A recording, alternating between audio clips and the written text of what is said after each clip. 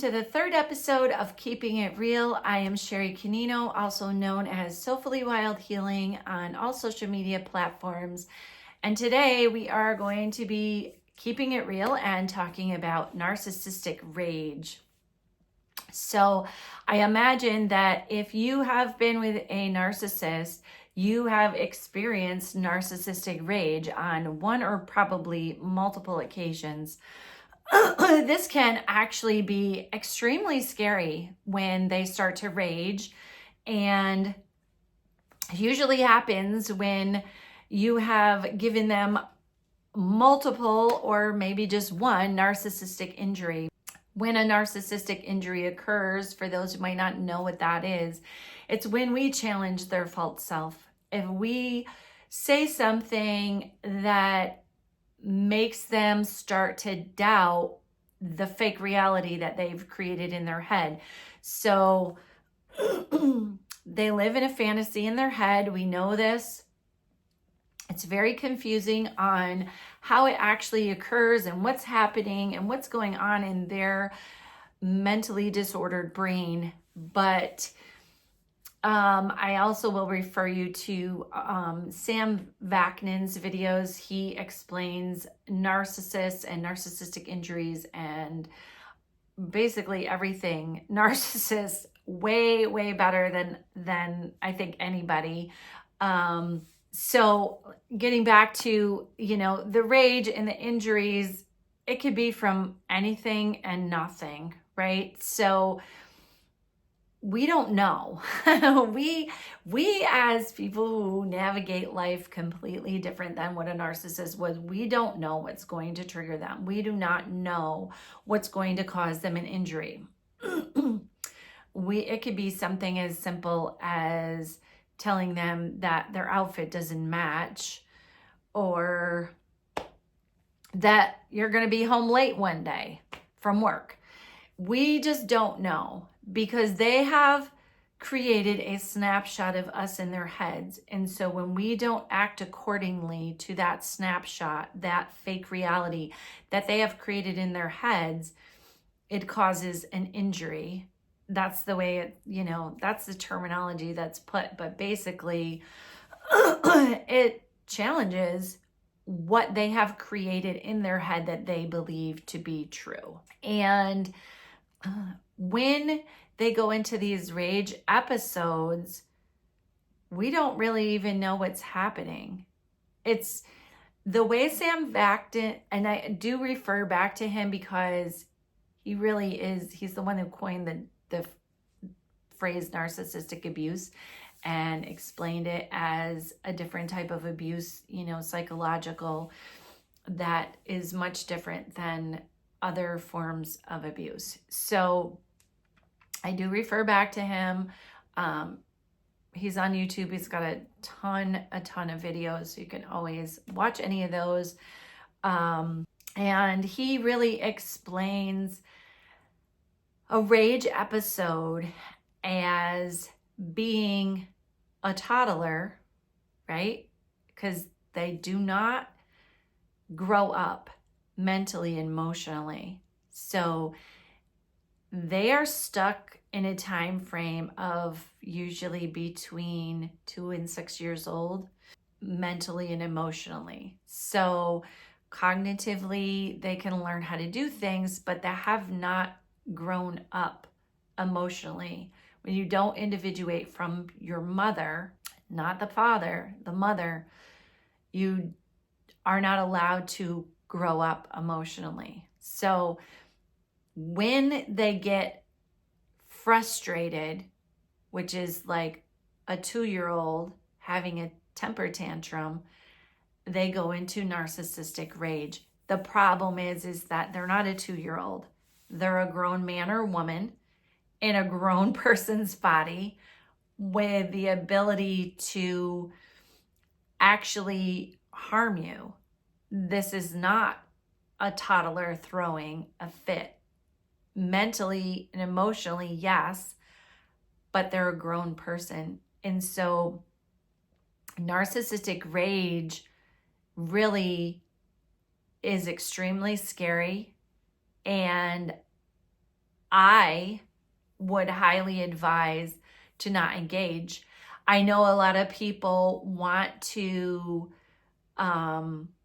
continue to challenge the person, to continue to get them to take accountability, to rage or yell back as a counter to what they're doing. But when you understand that they do not operate the way that we do, you're just putting yourself in harm's way. I've seen a lot of my TikTok videos saying, no, I'm going to hold this person accountable. Okay, but know this. If they're true NPD or maybe even extremely high in narcissistic traits, but if they're true NPD where they have not individuated, this is a true mental disorder. So tread lightly.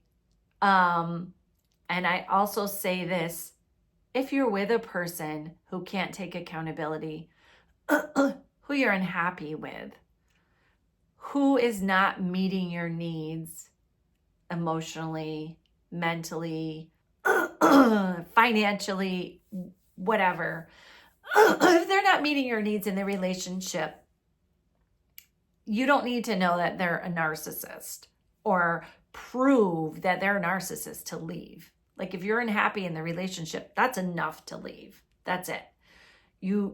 I feel like with everything out there now, with people talking about actual narcissists and narcissistic personality disorder,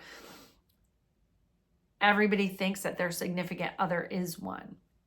Maybe they are. I don't know. That's another thing, is when everybody wants to come to me and say, here's all this that's going on. Is this person a narcissist? I can't diagnose the person. I have never seen them. Do I see toxic traits, narcissistic traits? Sure.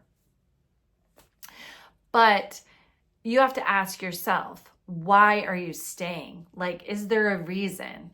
And why are you engaging when somebody is raging like that? Clearly, even if they are not a narcissist and they're raging to the point where it's scaring you, why are you continuing to engage?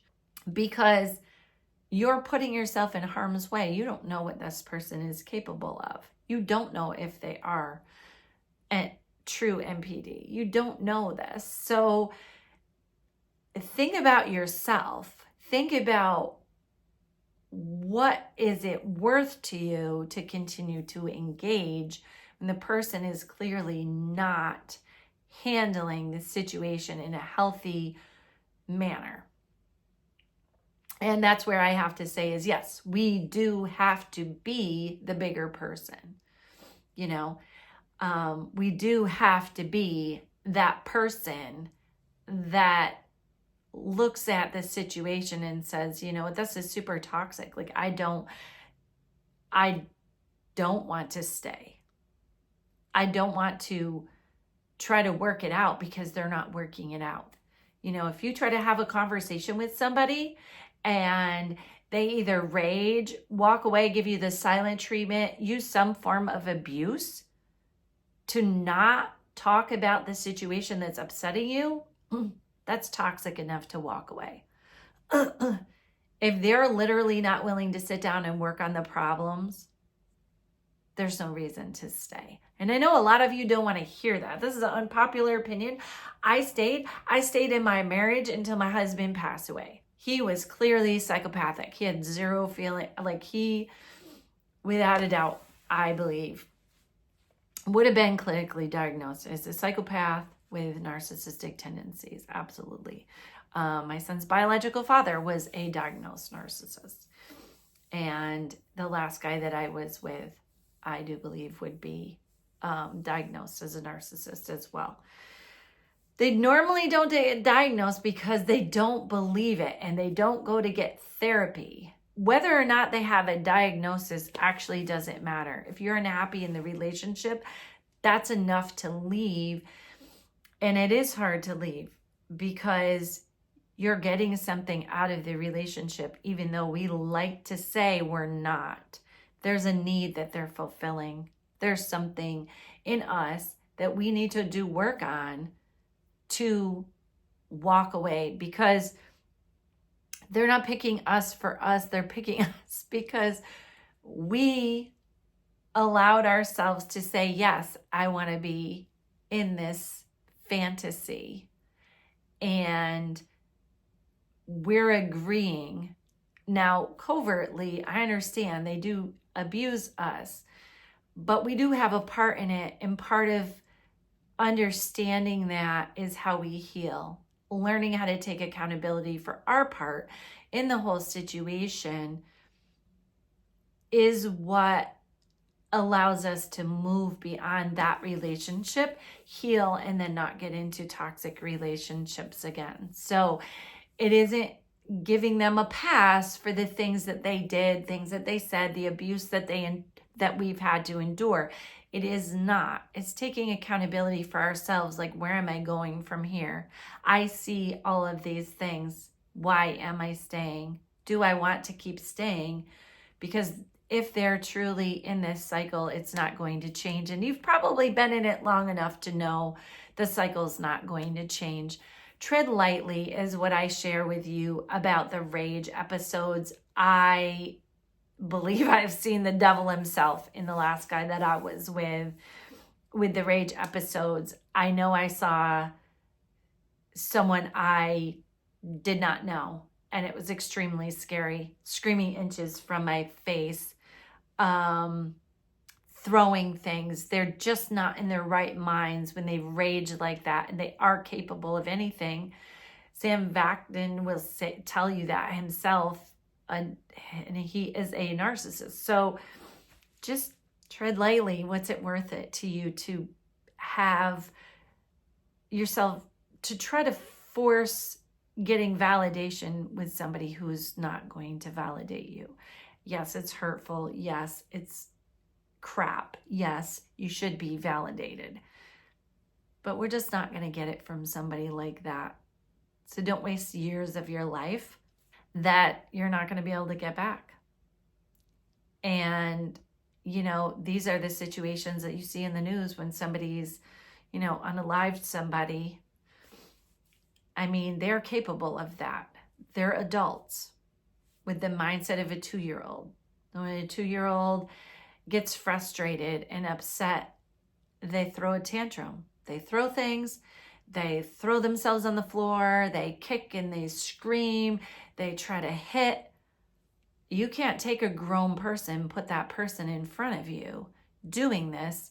Let's say for women, a grown man, 6'2", 3" man with whatever body build, access to weapons or whatever else that they might use besides their own hands. It's pretty scary, so I just say tread lightly, think about what it's worth, and really do a little deep dive on yourself. I've had to. I see my part of why I got into these relationships. A lot of stuff from childhood, being raised by a mother that's narcissistic, not feeling worthy of healthy relationships, knowing this is my norm. You got to do that deep dive and just, keep yourself safe. That's why I do these videos as, just informational, whatever. I'm not blaming the victim. I never would blame the victim, but we do have to see our part so we can heal. If we don't, then we stay a victim instead of a survivor. And just because we've been victimized doesn't mean we have to be a victim. We don't want to stay in victim mode. We want to move from that, be a survivor, and then into a thriver. So stay safe, my friends, and much love to you all. Please subscribe to my channel. It helps me grow and share awareness. If you like this video, share it, and much love.